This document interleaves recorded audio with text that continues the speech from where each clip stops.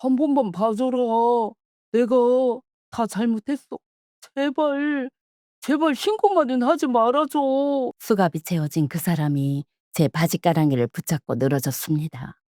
30년을 한 이불 덮고 잔 제 남편이었습니다. 불과 2달 전까지만 해도 저는 우리가 부부라고 믿었어요. 사업이 망해 우울증으로 누워만 지내는 남편을 30년 정으로 떠받치고 있다고 생각했거든요.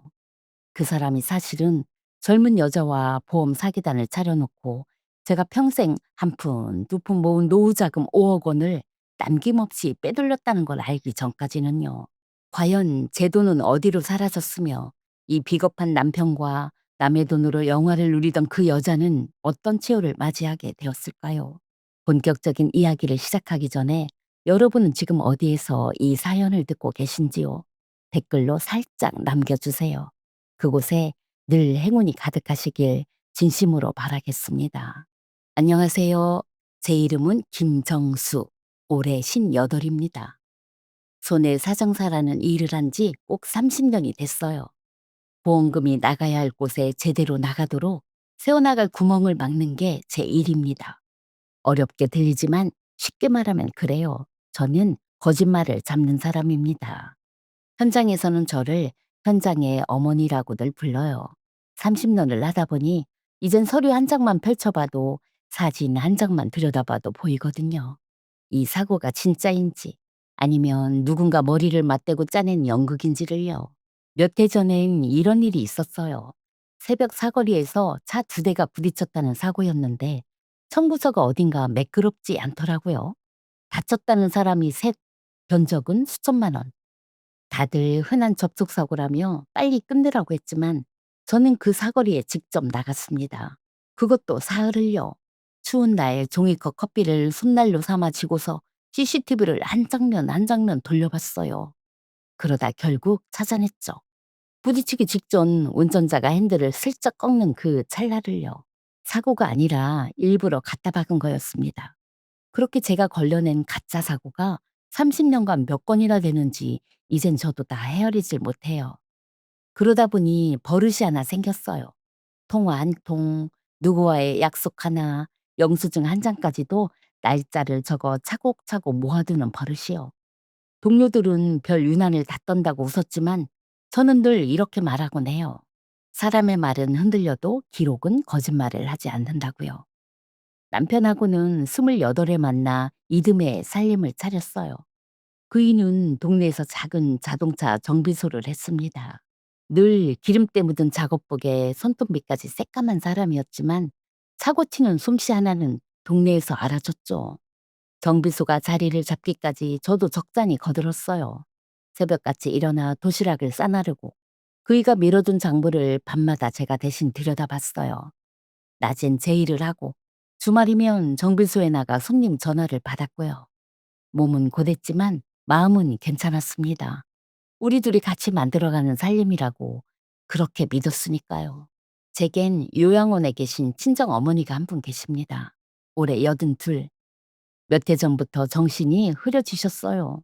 저를 못 알아보시는 날이 점점 늘었지만 어쩌다 맑은 날이면 야윈 손으로 제 손을 꼭 잡고 그러셨어요. 우리 정수 고생이 많다. 그 한마디가 뭐라고. 저는 그 말 들으려고 한 달에 한 번도 거르지 않고 요양원을 찾았습니다.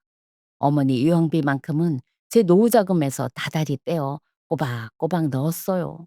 다른 건 몰라도 엄마 모시는 돈만은 절대 손대지 않겠다고 다짐했거든요. 그렇게 평범하지만 단단한 살림을 꾸려왔습니다.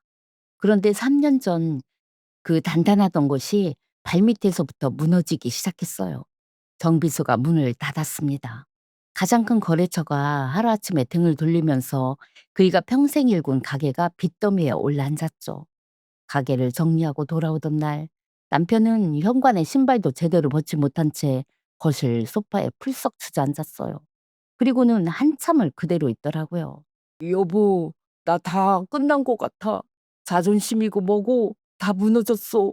그날 이후로 남편이 달라지기 시작했어요.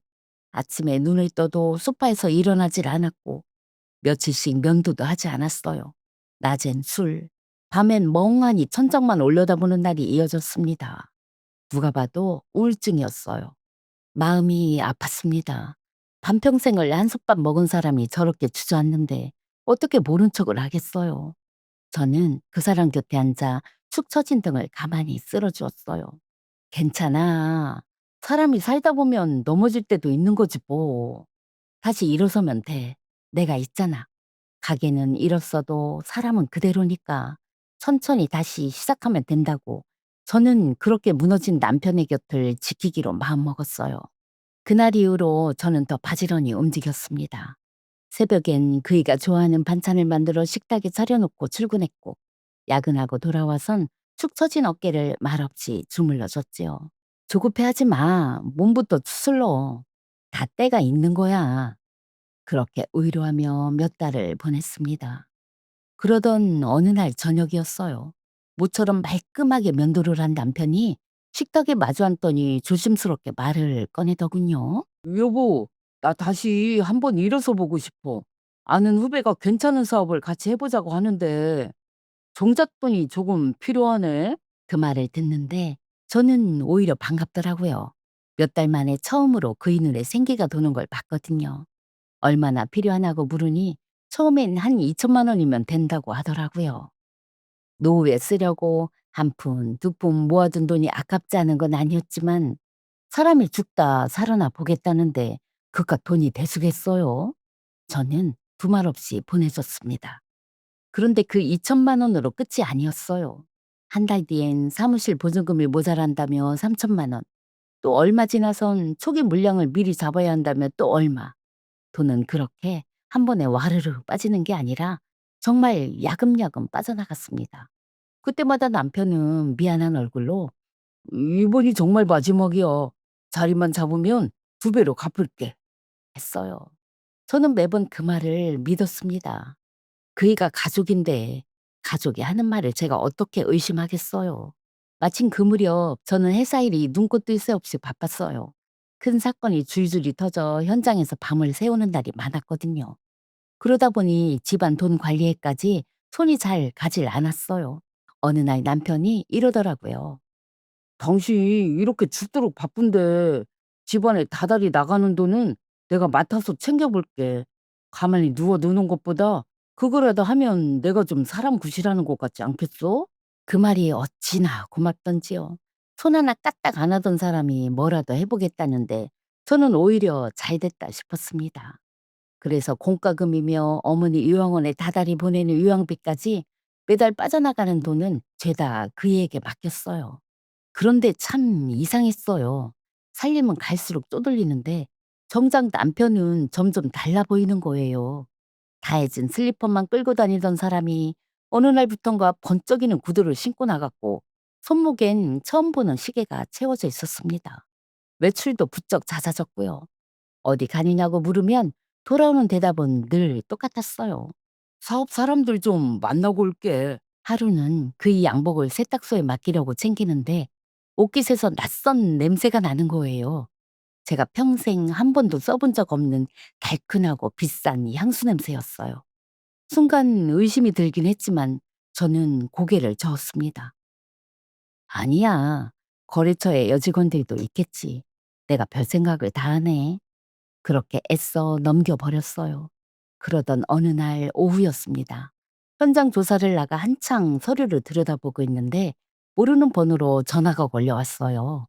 어머니가 계신 요양원이었습니다. 보호자님이시죠? 다름이 아니라 어머님 요양비가 석 달째 밀려서요. 그동안 몇 번 연락을 드렸는데 통 닿질 않아서 이렇게 직접 전화드립니다. 순간 머릿속이 새하얘지더라고요. 석 달이나 밀렸다니요? 돈은 남편한테 다 맡겼거든요. 맡기면서 얼마나 신신당부를 했는지 몰라요. 그날 밤 떨리는 손으로 통장을 펼쳐봤어요. 그랬더니 요양비가 빠져나간 흔적은커녕 계좌가 텅 비어 있었어요. 다달이 꼬박꼬박 나갔어야 할 돈이 어디로 갔는지 흔적도 없이 사라져 있었거든요. 저는 그날 밤 한숨도 자지 못했습니다. 다음날 아침 출근도 미룬 채 소파에 늘어져 있는 남편을 흔들어 깨웠어요. 여보, 어머니 요양비가 석 달이나 밀렸대. 내가 분명히 다달이 넣으라고 맡긴 돈인데. 그 돈 어디 갔어? 처음엔 잠이 덜 깬 척 딴청을 부리던 남편이 제가 통장을 코앞에 들이밀자 갑자기 버럭 화를 내더군요. 그거? 사업 자금이 급해서 잠깐 돌려 쓴 거야. 그거 채워 넣으려고 했어. 피곤한데 왜 아침부터 되들 볶고 그래? 잠깐 돌렸어? 그게 무슨 돈인 줄 알고. 왜 어머니 요양비를 손을 대? 그러자 남편이 적반하장으로 더 큰 소리를 냈어요. 내가 지금 우울증 앓는 사람이야. 죽다 겨우 살아나서 뭐 좀 해보겠다는데 의료는 못 해줄 망정 아침부터 돈, 돈, 돈. 30년 같이 산 정이 고작 그거밖에 안 돼? 기가 막혔습니다. 도둑이 도리어 매를 든다더니 제가 오히려 죄인이 된 기분이었어요. 하지만 저는 더는 따지지 못했습니다. 사람이 오죽 급하면 그랬을까. 자리만 잡으면 다 제자리로 돌아오겠지. 그렇게 애써 저를 다독였거든요. 그런데 며칠 뒤 일이 더 이상해졌습니다. 퇴근하고 집에 들어서는데 거실에서 낯선 여자의 웃음소리가 흘러나왔어요. 소파에 웬 젊은 여자가 다리를 꼬고 앉아 우리 집 찻잔으로 차를 홀짝이고 있었거든요. 한눈에 봐도 감나가는 명품 옷차림에 손가락마다 번쩍이는 반지를 끼고 있었어요. 나이는 40 안팎이나 됐을까요? 남편이 어색하게 웃으며 그 여자를 소개했습니다. 여보, 이쪽은 나랑 같이 사업하는 전 사장이야. 컨설팅 쪽으로 잔뼈가 굵은 분이셔. 그 여자가 저를 위아래로 슬쩍 훑어보더니 입꼬리를 올리며 인사랍시고 건넨 말이 아주 가관이었어요. 아유, 이분이 사모님이시구나. 말씀 많이 들었어요. 평생 남의 보험금 세는 거나 막으며 사셨다면서요. 그래도 사모님이 뒤에서 알뜰살뜰 살림 받쳐주신 덕분에 저희가 이렇게 큰 그림을 그리네요. 어쩜 좋아? 마치 제가 자기들 사업 미천이라도 대주는 사람인 양. 그 여자는 우리 집 거실을 제 안방 드나들듯 휘젓고 다녔어요. 남편은 그런 여자 눈치를 살피며 연신 굽신거렸고요. 제 집 안에서 제가 꽂아 놓은 보릿자루가 된 기분이었습니다. 그 여자가 돌아간 뒤 거실엔 익숙한 냄새가 남아 있었어요. 며칠 전 남편 옷깃에서 맡았던 바로 그 달큰한 향수 냄새요. 그걸 맡는데 흩어져 있던 조각들이 하나로 깨어지는 느낌이 들었어요. 그날 밤 저는 떨리는 마음을 누르고 남편에게 똑바로 물었습니다. 여보, 그 여자 누구야? 나한테 솔직하게 말해줘. 남편은 한참을 말이 없다가 소파에 깊숙이 몸을 기대더니 아주 차갑게 입을 열었어요. 솔직히 말할게. 나 저 사람이랑 정리 못 해. 아니, 안 할 거야. 당신은 이제 좀 지겨워. 매일 똑같은 반찬에 똑같은 잔소리에 똑같은 일 얘기. 나도 이제 좀 새 인생 살아보고 싶어. 우리 이혼하자. 머리를 한 대 얻어맞은 것 같았어요. 30년이었어요. 그 이 정비소 차린다고 새벽밥을 나르고 빚보증을 서고 사업이 무너졌을 땐 등을 쓸어주며 곁을 지킨 30년. 그 긴 세월이 단 한마디 지겹다는 말로 쓰레기통에 처박히는 순간이었죠. 저는 간신히 목소리를 짜냈어요. 그동안 가져간 돈은? 어머니 요양비는 어쩔 건데? 남편은 코웃음을 치더군요. 그게 왜 당신 돈이야? 부부 공동 재산이지. 그리고 솔직히 그 돈 당신 죽을 때까지 통장에 깔고 앉아만 있을 거잖아. 산 사람이 좀 쓰겠다는데 뭐가 그렇게 아까워? 그 소리를 듣는데 웃기게도 정신이 바짝 차려지는 느낌이 들더라고요. 30년간 사기꾼들의 새빨간 거짓말을 돋보기로 들여다보며 살았던 그 직업 본능이라는 게 참 무서웠습니다. 눈물은커녕 머릿속에 얼음물을 들이부은 것처럼 아주 시리게 맑아졌거든요. 소리를 지르지도 바닥에 주저앉지도 않았어요. 그저 인간의 탈을 쓰고 어쩜 저런 말을 저리 뻔뻔하게 뱉어내나. 희대의 구경거리를 보듯 그저 남편의 얼굴을 가만히 응시할 뿐이었죠. 제 시선이 멋쩍었는지 그이는 혀를 쯧쯧하며 방으로 쏙 들어가 문을 쾅 닫아버리더군요. 저는 거실에 홀로 남아 제 손을 내려다봤습니다. 매일같이 거친 서류 따발을 하도 넘겨대서 지문이 다 닳아버린 손가락. 손톱 밑에는 미처 지워지지 않은 볼펜 자국이 거뭇하게 박혀 있었어요. 평생을 이렇게 몸바쳐 일해서 그 아방궁 같은 소파 위에 뉘어놨더니 돌아온 게 겨우 지겹다는 말 한마디와 내 피 같은 노후 자금을 털어먹은 도둑놈의 당당함이라니요. 기가 막혀 숨이 턱 막히는데도 제 손가락은 나도 모르게 가방 속 다이어리를 찾아 날짜와 그이가 뱉은 마이 줄임표까지 토시 하나 틀리지 않게 받아 적고 있었습니다. 철저한 기록이라는 건 때로 사람을 살리는 가장 날카로운 무기가 되기도 하니까요. 다음 날부터 안방에서는 아주 가관인 풍경이 펼쳐졌습니다. 남편은 제가 퇴근하고 들어오든 말든 거실 소파에 대자로 누워 그 전영화라는 상간녀와 보란 듯이 스피커폰으로 통화를 해댔어요. 오, 영호야. 그쪽 사장한테 말은 잘해놨어? 그래야 견적이 제대로 나오지. 그래야지. 수화기 너머로 들려오는 그 여자의 간드러진 목소리는 은근히 제 귀에 들으라는 듯 앙칼지게 거실을 울렸어요. 공사장님, 사모님한테 이혼 서류는 도장 받으셨어요?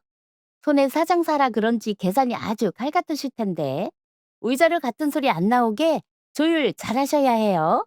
한물관 월급쟁이 아줌마들이 원래 돈에 엄청 집착하거든요. 남편은 그 소리에 맞장구를 치며 내 쪽으로 힐끔 보더니 들으라는 듯 큰 소리로 웃어젖히더라고요. 인간의 정을 기대한 내가 미련한 년이었지. 저는 속으로 피눈물을 삼키며 안방 장롱 깊숙이 묵혀두었던 그의 정비소 시절 서류 가방을 꺼내 들었습니다.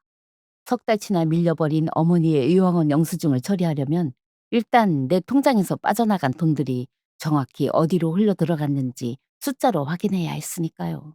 저는 남편이 샤워하러 들어간 사이 물소리를 배경음 삼아 남편의 책상 서랍을 하나씩 열어젖히기 시작했습니다.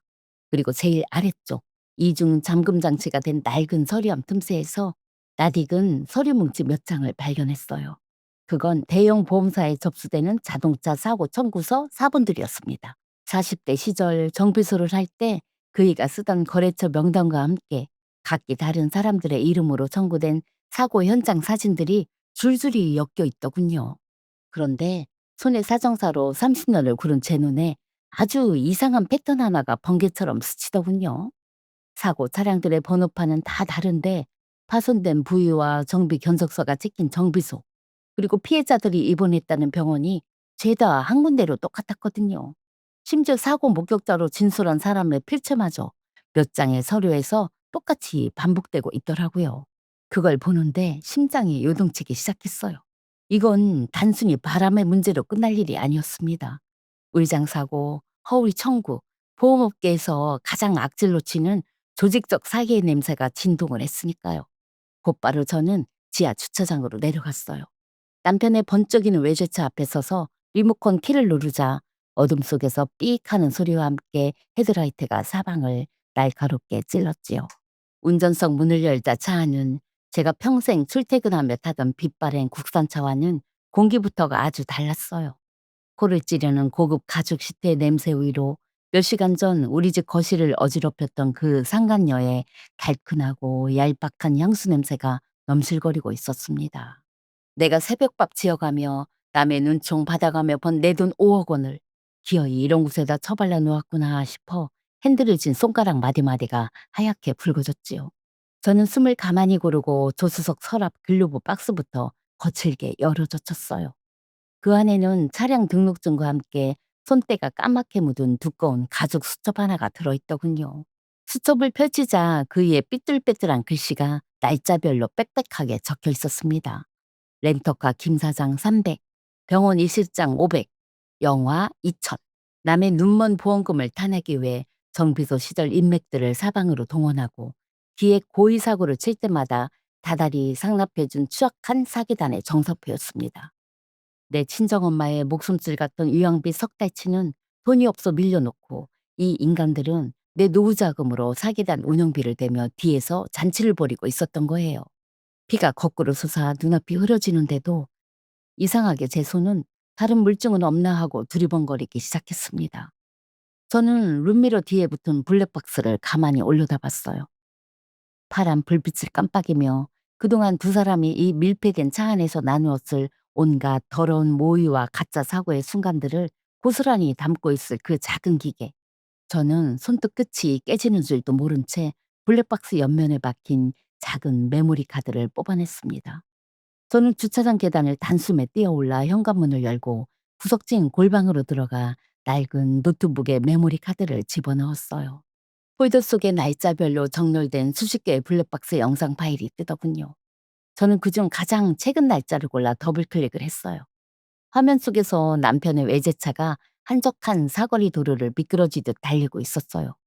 그러다 저만치 앞서가던 수입차 한 대가 브레이크를 아주 살짝 밟는 순간 남편이 가속 페달을 지그시 밟으며 그 차 뒷 범퍼를 그대로 들이받더군요. 풍하는 둔탁한 소리와 함께 화면이 크게 흔들렸고 곧이어 차 안을 가득 채우는 남편과 그 여자의 웃음소리가 스피커를 찢을 듯이 흘러나왔습니다. 어머, 공사장님. 방금 각도 아주 예술이었어요. 수입차끼리 박았으니 이 정도면 미수선 처리비만 해도 1,000만 원은 그냥 떨어지겠네. 역시 정비소 짬밥은 어디 안 가요. 그쵸? 에이, 전 사장이 뒤에서 판을 다 짜놨는데 나는 발만 얹은 거지 뭐. 근데 우리 집 구석에 앉아있는 그 늙은 여편네가 눈치채면 어쩌려고 그래. 평생 이 짓거리만 잡아낸 귀신 같은 인간인데. 남편의 목소리엔 나를 향한 일만의 미안함은 없었어요. 기가 막혀 숨이 턱 막히는데 그 뒤로 들리는 상간녀의 대사는 더 가관이었죠. 어머, 공사장님, 걱정도 팔자세요. 우리가 그 사모님 명의 도용해서 손해사정 보고서 가짜로 꾸미고 그 고결하신 도장까지 찍어서 청구한 게 벌써 몇 건인데 이제 와서 빼요. 일 터지면 사기단 두목의 공범으로 같이 엮여서 깜빵갈 사람은 바로 그 아줌마예요. 감히 지가 누굴 신고하겠어요? 평생 쌓아온 명예가 똥물에 튀겨질 텐데. 알아도 조용히 이혼 서류에 도장 찍고 나가 떨어질 수밖에 없다고요. 그러니까 다음 주에 대포 통장으로 나오는 배당금 받으면 우리 저번에 받은 외제차 계약하러 가요. 네? 공 사장님. 온몸에 피가 전부 얼어붙는 것 같았습니다. 그 인간들은 내 노후 자금을 뜯어내 자기들 사치 부리는데 쓴 것도 모자라 내 평생의 자부심이자 목숨줄 같던 손해 사정사 자격증과 직인까지 위조해서 나를 사기단의 공범으로 만들어 놓았던 거예요. 내가 평생을 정직하게 지켜온 직업이 남편 놈과 상간녀의 놀이개로 전락해 구렁텅이에 처박혀 있었다는 사실을 깨달은 순간 머릿속에서 번쩍하고 불꽃이 튀었지요. 이 눈물겸 부부 사기단 연극에 내가 친히 마지막 종지부를 찍어줘야겠더군요. 저는 블랙박스 영상 원본과 폴더 전체를 외장하드로 모조리 복사하기 시작했어요. 파일 전송을 알리는 초록색 바가 100%에 도달하는 소리가 들리자마자 외장하드를 뽑아 서류 가방 깊숙이 찔러 넣고 집 밖으로 나왔습니다. 저는 공중전화 부스 옆 벤치에 가만히 앉아 화면이 꺼진 휴대폰을 내려다보았습니다. 남편과 그 여자가 내 직인을 찍어 누른 가짜 보고서들, 그리고 내 피 같은 돈 5억 원이 대포 통장으로 흘러들어간 정황들이 머릿속에서 정렬되기 시작하더군요. 30년간 남의 사기만 잡으러 다녔지 내 집구석에 도둑놈을 키우고 있는 줄은 몰랐던 거예요. 저는 후배 녀석에게 전화를 걸었어요.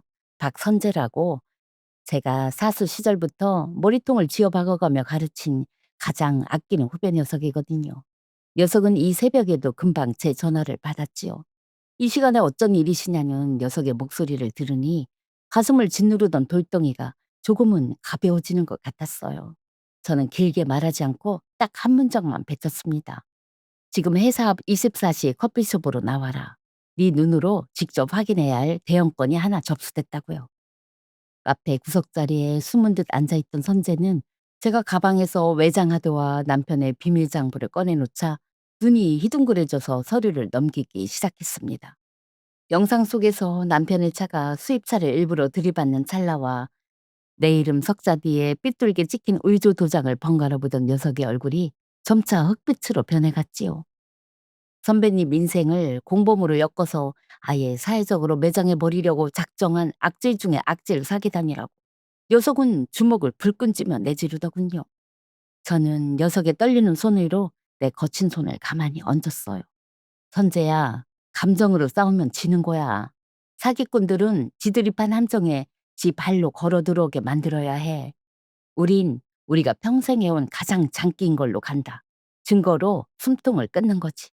우리는 밤을 새워 꼬박 수사기관에 넘길 완벽한 사정보고서의 뼈대를 짜맞추었어요. 날짜별 울장사고 블랙박스 원본, 대포통장 흐름도, 명의도양 문서까지 단 하나의 구멍도 없는 그물망이 완성될 무렵 창밖으로 푸르스름한 새벽 안개가 걷히고 있었죠. 저는 카페 문을 열고 나와 다시 집으로 돌아갔습니다. 거실 소파엔 남편이 여전히 휭한 눈을 하고 누워 TV 채널이나 돌리고 있더군요. 저는 내가 밤을 새우고 들어오든 말든 옷에서 무슨 냄새가 나든 관심조차 없는 그 얼굴을 보며 이렇게 얘기했습니다. 당신 뜻대로 이혼해 줄게. 대신 조건이 있어.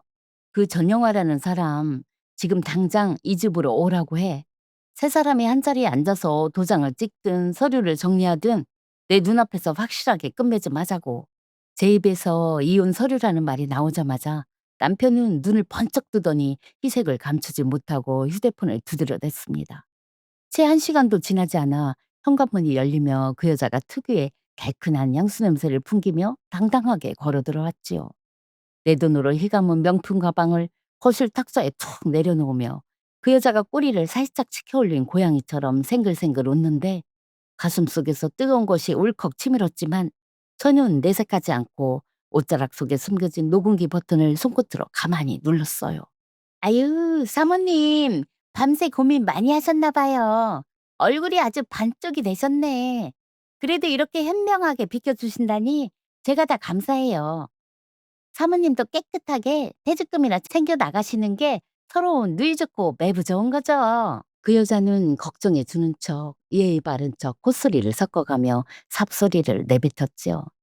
남편 놈은 그 옆에 딱 붙어 앉아 가관도 아니더군요. 째째하게 굴지 말고 도장이나 찍으라며 제 평생의 헌신을 한낱 푼돈 취급하며 비웃었거든요. 저는 일부러 힘없는 피해자처럼 어깨를 축 늘어뜨리며 가녀린 목소리로 자백을 유도하기 시작했어요. 이혼은 해주는데 나 솔직히 무서워. 당신들이 4명을 도용해서 손해사정 보고서 가짜로 꾸미고 내 직인까지 찍어서 청구했다며. 의장 사고니 뭐니 그거 나중에라도 걸리면 나 감옥 가고 내 평생 쌓아온 병에 다 날아가는 거잖아. 그거 정말 안전한 거 맞아? 나한테 문제 안 생기게 확실하게 처리한 거냐고. 제 풀죽은 목소리에 완벽하게 속아 넘어간 두 인간은 서로 눈빛을 교환하더니 아주 기고만장해져서 범행 수법을 술술 불기 시작했어요. 어머, 사모님, 걱정도 발자셔. 그거 공사장님이 정비소 시절부터 꽉 잡고 있던 렌터카 사장이랑 병원 실장 선에서 다 입맞춰 놓은 거라 쥐도새도 몰라요. 가짜 사고 몇 번 더 내서 미수선 수리비 수천만 원씩 땡겨받아도 서류상으론 사모님이 완벽하게 사정 처리한 걸로 돼 있어서 법적으로는 아무 문제 없다고요. 아줌마 도장 위조한 건 우리가 알아서 흔적도 없이 세탁해 줄 테니까 신경 끄고 비켜놔 주세요. 맞아. 당신은 평생 방구석에서 서류나 들여다봐서 큰돈 도는 판을 몰라. 내가 그동안 빼돌린 5억으로 렌터카 대포 차량 몇 대 더 불려서 내년이면 2배로 불려놓을 테니까 걱정 붙들어 매라고. 마치 사기단 두목과 브레인이 자기들의 완벽한 범죄 성공 신화를 자랑이라도 하듯 숫자가 찍힌 대포 통장 명세와 명의도형 경로까지 내귀에 대고 똑똑히 떠벌려 주었지요.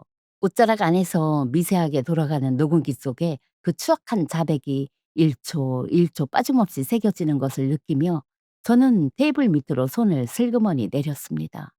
밤새 카페에서 대기하고 있을 선재에게 디데이라는 세 글자를 전송해야 했거든요. 잠시 후 초인종 소리가 울렸어요. 화면 속엔 선재 말고도 검은 외투를 입은 남자가 여러 명 있었습니다. 저는 현관문을 부서져라 활짝 열어젖혔지요. 구두굽 소리를 거치게 울리며 형사들과 수사관들이 거실로 들이닥치자 소파 위에서 낄낄거리던 두 사람의 고개가 용수철처럼 튕겨 올랐어요. 경찰 신분증을 지켜든 형사의 엄숙한 목소리가 사방을 때리는데도 상관녀는 그 와중에 명품 가방을 가슴에 꼭 안으며 입꼬리를 파르르 떨더군요. 아유, 사모님, 이혼 서류에 도장 찍기 싫으시다고 어디서 이런 사람들을 돈 주고 사오셨대? 손에 사정사라 그런지 연출이 아주 영화 같으시네. 끝까지 교양의 탈을 쓰고 존댓말로 나를 찔러보려는 그 여자 앞에 저는 말없이 주머니에서 꺼낸 녹음기의 재생 버튼을 눌렀지요. 조금 전 지들이 내 명의를 도용해 가짜 보고서를 꾸미고 대포 통장으로 5억 원을 빼돌렸다며 자랑스레 떠벌리던 악마 같은 음성들이 거실에 울려 퍼졌어요. 그 순간 남편의 얼굴이 창백해지더군요. 선재가 100여 장이 넘는 의조 보고서 원본과 대포통장 정산표를 탁자 위에 내팽개치듯 내려놓았어요. 상간녀는 그제야 들고 있던 가방을 바닥으로 툭 떨어뜨리며 소파 밑으로 미끄러지듯 주저앉더군요. 남편은 팔이 뒤로 꺾인 채 차가운 수갑이 철컥 채워지는 순간에도 거실이 떠나가라 소리를 질렀어요. 당신 미쳤어? 내가 당신 남편이야. 30년을 산 남편이라고. 상간녀 역시 형사들의 손에 붙들려 비명을 지르며 질질 끌려나갔고 그 여자의 번쩍이던 금반지들이 거실 바닥을 뒹굴며 볼품없는 소리를 냈지요. 30년 동안 내가 뒷바라져 있던 내 집 거실이 한순간에 사기단 주범들의 체포 현장으로 변해버린 거예요. 저는 그 아수라장을 미동도 없이 지켜보았습니다. 경찰서 치조실의 형광등 불빛은 지독하리 많지 희고 차가웠어요. 30년을 몸담은 보험업계였지만 피의자가 아닌 피해자이자 제보자 신분으로 조사관 앞에 마주 앉아 있으니 만감이 교차하더군요. 남편과 전영화가 주고받은 대포통장 정산표, 명의도용의 상세한 경로, 그리고 결정적인 블랙박스 연출 영상까지 차례로 확인한 수사관들은 연신 고개를 끄덕였습니다. 제 결백은 도용당한 도장 자국 너머로 너무나 명백하게 증명되었고 도리어 수억 원대 연쇄 의장사고 사기단을 일망타진한 결정적 제보자로 인정받았지요. 그토록 화려한 영화를 누리려던 전영화의 외제차와 명품 가방에는 압류딱지가 사정없이 붙었고 두 사람은 수사관들에게 현행범으로 긴급 체포되었죠. 법정에서 수갑을 찬 채 누추하게 저를 바라보던 남편의 눈빛을 똑똑히 기억해요. 재판장이 전영화에게 징역 10년, 남편에게는 징역 8년을 선고하고 법정 구속을 명하는 순간 그이가 제 바지가랑이를 붙잡고 바닥을 굴렀지요. 한 번만 봐달라고. 내가 다 잘못했으니 제발 살려달라며 피눈물을 흘리는 그 사람의 축 처진 손을 저는 차갑게 뿌리쳤어요. 30년 동안 내가 지킨 건 남의 보험금만이 아니라 당신이라는 인간 자체였다고. 그걸 제 발로 쓰레기통에 처박은 건 당신이니 법대로 죗값을 받으라며 단호하게 등을 돌려 법정을 나왔습니다. 환수 절차를 통해 제 노후 자금을 되찾고 가장 먼저 한 일은 어머니의 요양원으로 가는 거였어요. 햇볕이 사방으로 따스하게 들이치는 햇살 바른 좋은 방으로 어머니를 모시는데 정신이 늘 흐리멍텅하시던 엄마가 그날따라 제 거친 손가락을 꼭 쥐어주셨지요. 우리 정수 고생 많았다고 맑은 정신으로 건네시는 그 한마디에 3년간 채한 듯 막혀있던 가슴속 응어리가 뜨거운 눈물과 함께 씻겨 내려갔지요. 다시 돌아온 집은 썰렁하리만치 고요하고 평화로웠어요. 저는 서랍 구석에 처박아 두었던 손해사정사 자격증을 꺼내 먼지를 털고 새로 산 하얀 액자에 넣어 거실벽 가장 잘 보이는 곳에 번듯하게 걸어뒀지요. 평생 남의 돈 세는 걸 막아오던 이 눈이 결국 내 가장 소중한 인생과 내 어머니를 지켜냈구나 싶어 자랑스러워요. 우리 보배 같은 어머님들 그리고 내 딸내미들 오늘 정수 씨 이야기 끝까지 잘 들으셨나요? 지금 싱크대 앞에서 퉁퉁 부은 손으로 수세미질하며 듣고 계신 분도 있을 테고 사연이 하도 기가 막히고 속이 터져서 침대 머리맡에 누워 눈만 멀뚱멀뚱 뜨고 계신 분도 있으시지요. 30년 세월이 참 무섭습니다.